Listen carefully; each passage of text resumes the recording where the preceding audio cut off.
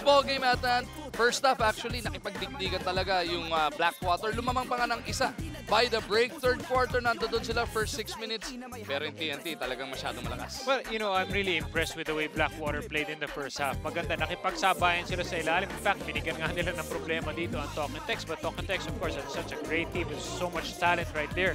They were always able to find a way, solusyonan yung problema na binibigay ng Blackwater dito. Pinagkwentuhan na ni Jason tsaka ni Carlo, no? Yung mga bata, yung mga bago para dito sa Tropang Texters. One of them was Troy Rosario.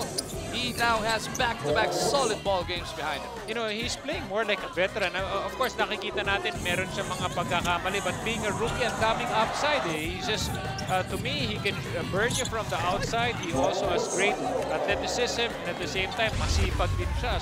So many things that this young player can bring to the table for Talking Tex. Future definitely looking bright para dito kay Troy. A near double-double performance for him. 17 and 8 ang kanyang stat line.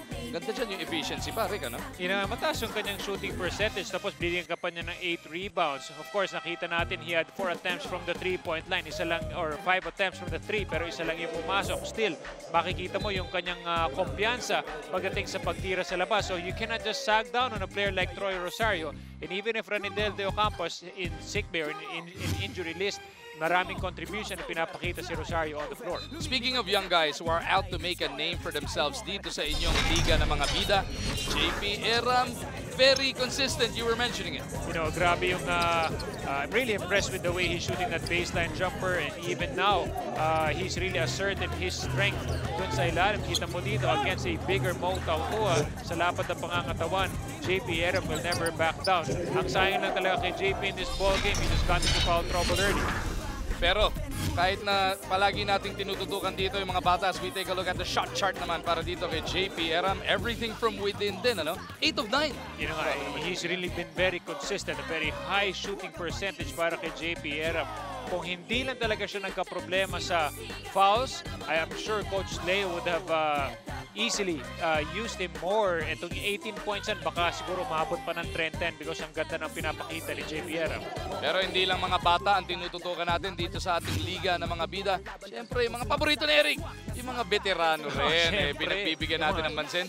Silipin natin una, yung ginawa ditong performance ni Jason Castro. 26 puntos na naman, Rick. It's all about consistency. Kita mo dito, he's defended very well by 2 players. Talagang he's still splitting that defense because quickness. 26 points, hindi niya ginawa yan in just like 1 half. He's been very consistent all throughout. That's the reason why napili nga natin siya as best player because yung hinahanap sa kanyang outside shooting nung game against NLEX, tumitira naman siya, but sabi nga niya kanina, he's concentrating more on feeding his teammates and getting everyone involved.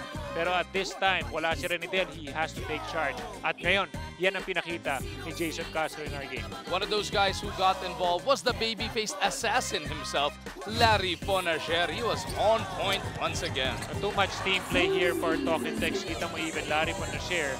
Simple, tahimik all throughout, but he contributed with 16 big points aside from that 6 out of 11 shooting percentage.